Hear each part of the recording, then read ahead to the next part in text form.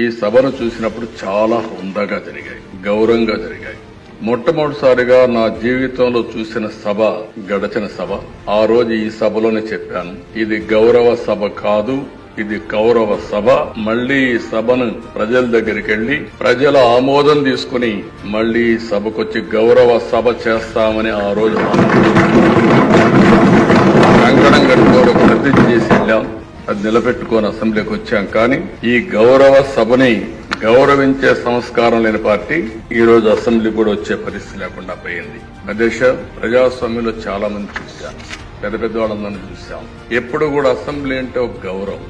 Assembly అనేది ఒక పవిత్ర దేవాలయం. అలాంటి దేవాలయంలో మనం చూస్తే నిన్న మన పరిస్థితి మనం చూస్తాం.